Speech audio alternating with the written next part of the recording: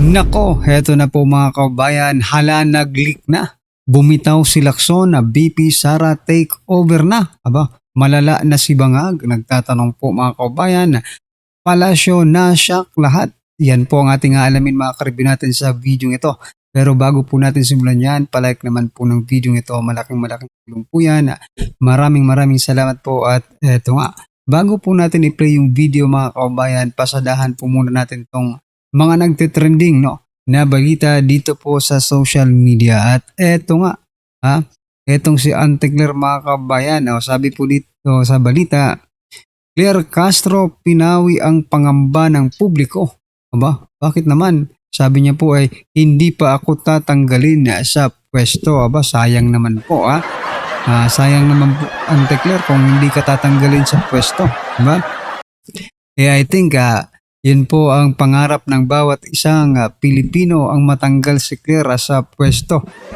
Pero pinawi daw yung pangamba ng publiko. Bakit nangangamba ba ang publiko? Ikaw, mga kaubayan, ikaw na nanonood ngayon, nangangamba ka ba? Are you worried, na matanggal po sa pwesto itong si Auntie Claire? Ito po ang naging komento ng ating mga kaubayan patungkol dyan. Ayan, nabulunan pa.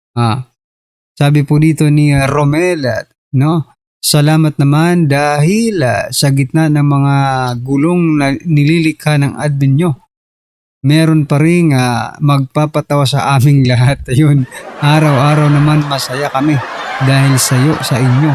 Mabuhay ka, Auntie Claire. Sabi po ni Richard Espinosa, huwag nyo tanggalin, pasuyo. Wala nang clown ang Malacanang. Clown pala ang tingin sa iyo, Auntie Claire. Sabi pa po dito ni Duterte Republic, huwag kang umalis, Claire. We need you. We need more your new vocabulary words like huli is not an arrest. Huli is stop daw no? Huli is stop, okay? Natawa nga ako doon sa isang post ni General Orlando De Leon. Correct me if I'm wrong kung siya po yung nag-post, Sabi po kasi doon, nangisda kami sa karagatan at na-stop namin. Okay? Parang ganun yung context,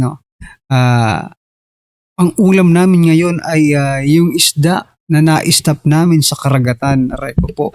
Di ba? Sabi po dito ni Reyna, malabo talaga na alisin sa pwesto.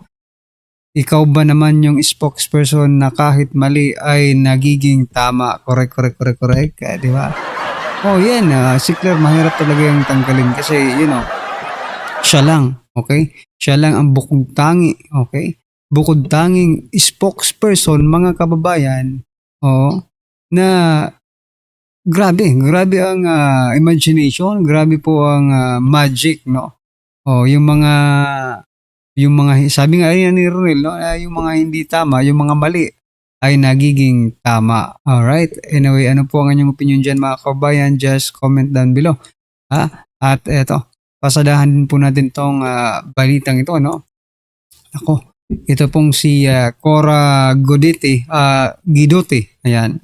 Economist, former head of Bangko Sentral of the Philippines, Investor Relations Office. Ayan, mayroon po siyang pahayag dito mga kabayan at sinasabi niya po, Marcos Jr., hindi ko alam kung maniniwala kayo sa kanya if you agree, ako personally, I agree, dito po sa sinasabi niya.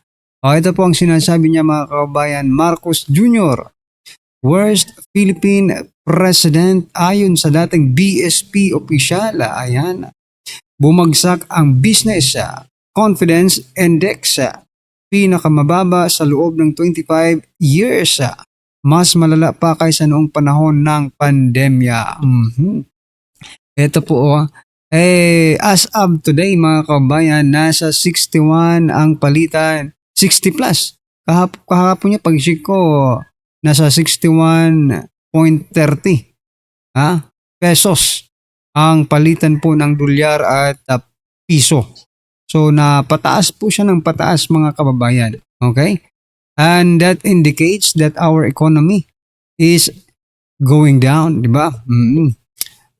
Sabi po dito si Presidente Bongbong Marcos Jr. ang pinaka worst na presidente. Ang tanong, do you agree? No? Ako I really agree kasi tingnan nyo naman yung mga nangyayari sa ating bansa ngayon. No? If he is a good president, if he is a good and working president, tulad ng sinasabi po ni Yusek Castro, hindi po magiging ganito ang kinalabasan ng kanilang pagtatrabaho. Kung nagtatrabaho man po Ito po ang naging komento ng ating mga kaubayan patungkol dyan. Sabi po dito, paanong hindi babagsak? Dumating si BBM lugmok dahil sa nakaraang administrasyon? Are you sure? At nagtatanong po tayo dito kay Trining Zorilla. Sabi niya po kasi, paanong hindi babagsak daw ang ating... Ito, teka lang, i-highlight natin. Yan po Sabi niya, paanong hindi babagsak? Dumating si BBM lugmok dahil sa nakaraang pandemya.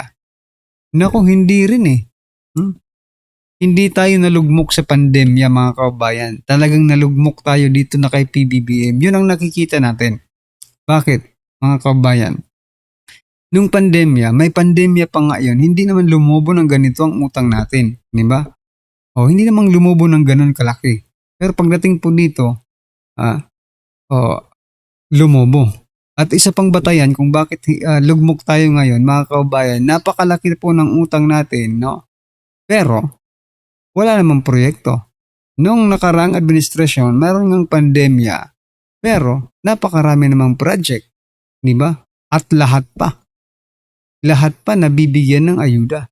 Hindi tulad ngayon, napakalaki po ng mga pondo sa ayuda, hindi naman po lahat nakinabang. Do you agree? Do you agree with me mga kaubayan na napakalaki po ng ayuda ngayon pero hindi naman po lahat nakapagbenepisyo? Okay? Alright, sabi po dito ni Boss Indomie, nako, magagalit mga loyalist at kakampik nga niya na best president ever sabi nila. Gusto pa nga nila i-extend ng 20 years in service. Nako po, wag naman sana, wag kayong magbiro ng ganyan, baka magdilang anghel kayo. Mahirap to. Isipin nyo, ganito ang kalagayan natin within another 20 years mga kababayan. Naku, mahirap yan mga karib natin. Sabi po dito, tama ka po dyan mama, dapat ilagay si Marcos Jr. Sa mga libro ng bawat paaralan, private man o public.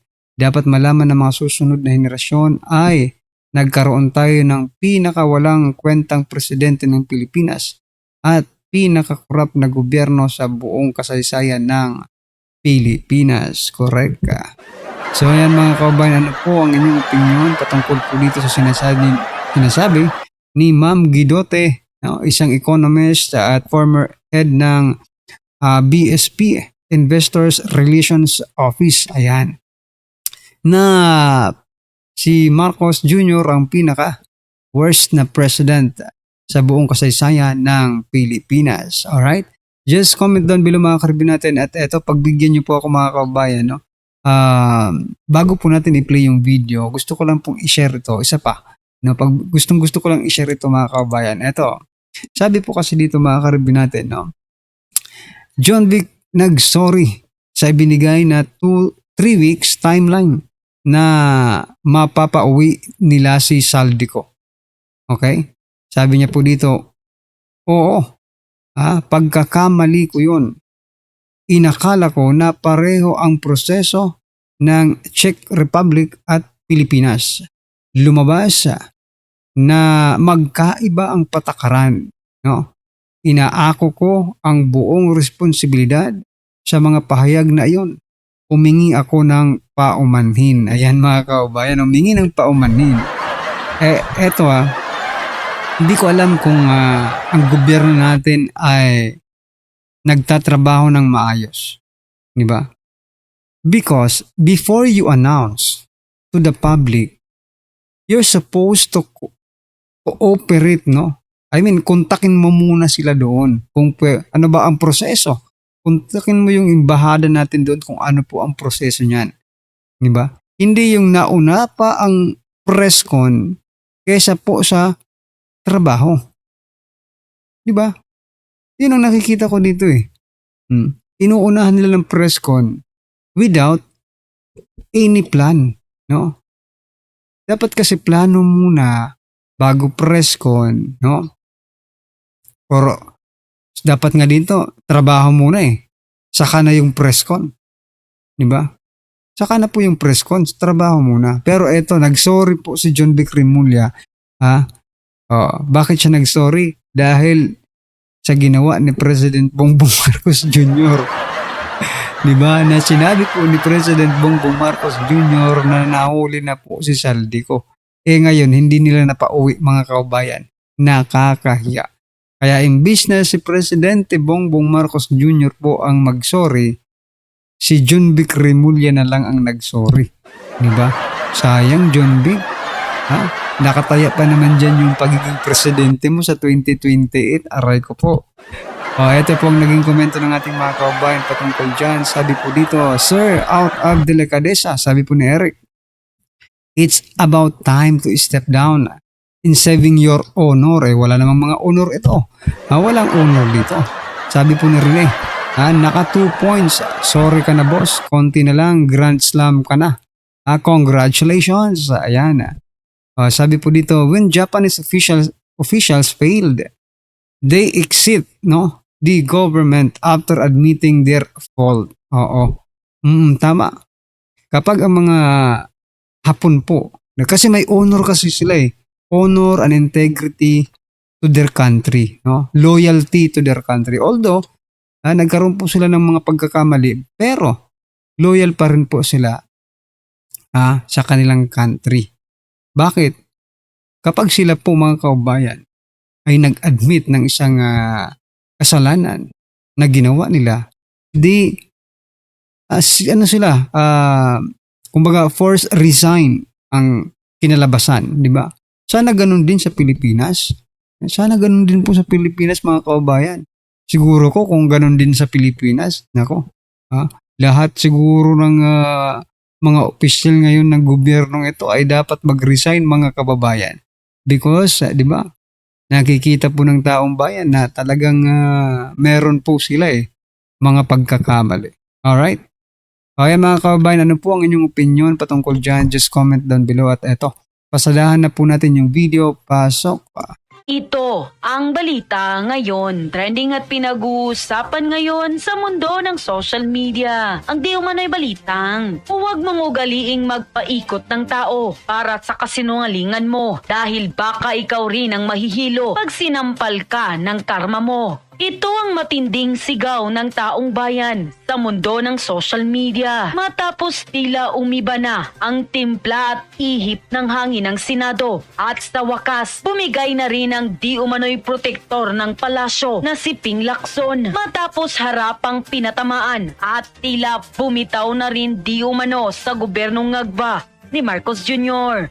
Ping Lacson tila nagbigay na ng babala kay Marcos Jr. Pero bago ang lahat, kung bago ka pa lamang sa aming channel, please huwag kalimutang mag-like, subscribe at i-click ang notification bell para mas maging updated ka pa lalo sa lahat pa ng bagong video na i-upload namin. At eto na nga mga kababayan, ayon pa sa kumpirmadong balita at nakalap nating source online, Ping hindi ililigtas ni Marcos Jr. Iginiit ni Senator Pampilo Lacson na walang sino man ang dapat iligtas sa investigasyon kahit pa ang Pangulo kung ang ebidensya ay malinaw na magtuturo dito kaugnay ng kontrobersyal na flood control scandal. Sa gitna ng lumalalim na investigasyon ng Senate Blue Ribbon Committee, pinagtibay ni Lacson ang prinsipyo na ebidensya, hindi personalidad ang dapat ani ay manaig. Kung ang ebidensya ay tinuturo ang Pangulo, wala kaming magagawa roon. Ang pahayag ay lumabas kasabay ng mga aligasyon ng umano'y multi-bilyong anomalya sa flood control projects kung saan ilang pangalan kabilang na ang matataas na opisyal ang nadadawit kabilang ang Pangulo. Gayunman, nilinaw ni Lacson na hindi sapat ang mga paratang kung hindi ito suportado ng matibay na ebidensya, lalo na kung hindi aniya isinailalim sa panunumpa. Saldico's story has no evidentiary value because it was not said under oath, aniya. Dagdag pa ng balita, Senator Ping, bakit ginamit ni Buying ito sa kaso niya?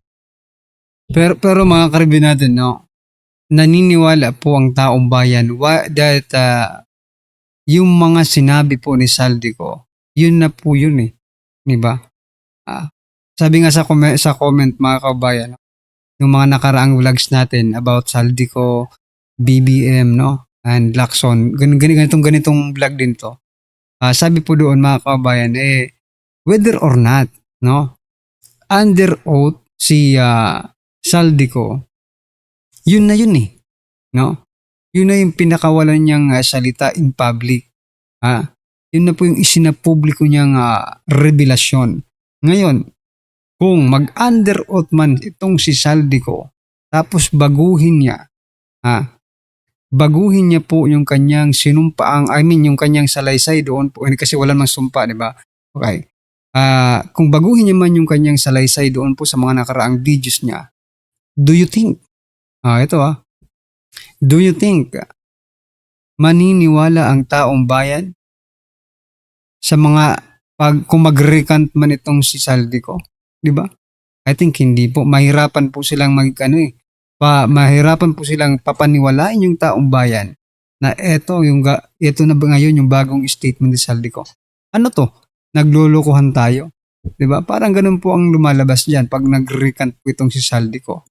Laban kay Martin. Ito ang tanong ni retired Major General Romeo Pugis kaugnay ng paggamit ng Office of the Ombudsman sa testimonya ni Gudesa at ng Brave 18 bilang bahagi ng kasong isinampa laban kay Martin Romualdez. Sa kanyang pahayag, direktang tinanong ni Pugis ang naging pagdududa ni Senator Pampilo Lacson hinggil sa kredibilidad ng mga testigo. Senator Ping, hindi ba talaga mapaniwalaan ang mga salaysay ng 16 Marines plus 2 Army? Bakit ginamit ni Buying ito sa kaso niya laban kay Martin? Ang naturang pahayag ay may kaugnay sa desisyon ni Ombudsman Buying Rimulya na isama sa complaint affidavit ang mga testimonya ni Orly Gudesa at iba pang testigo mula sa Brave 18 na umano'y may direktang kaalaman sa mga transaksyon kaugnay ng isinasagawang investigasyon sa flood control projects. Sa mga dokumentong lumabas, iginiit ng Ombudsman na ang mga salaysay ng mga testigo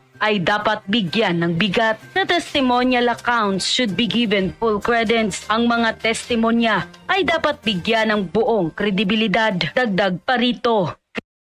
So yan mga kabayan, ang lumalabas dito ngayon, itong si Ping Lacson, no, ay ayaw paniwalaan, di ba? Yung 18 Marines, no?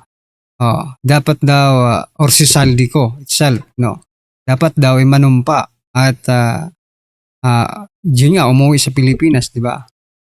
Pero ito namang si Rimulya, ginagamit na ang mga statement ng 18 Marines dito kay Romualdez, di ba? So nakikita niyo po ba? Parang ang nangyayari dito ngayon, si Romualdez ang magiging fall guy dito mga kabayan. Pero siya naman talaga, no?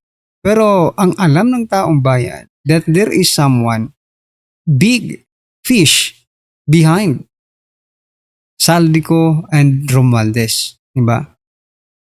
Yun nga, ang pinangalanan po ni Saldico ay walang iba kundi si President Bongbong Marcos Jr. Kaya wag po tayong maniwala mga kaubayan na ginagawa nila ito for the sake of our country.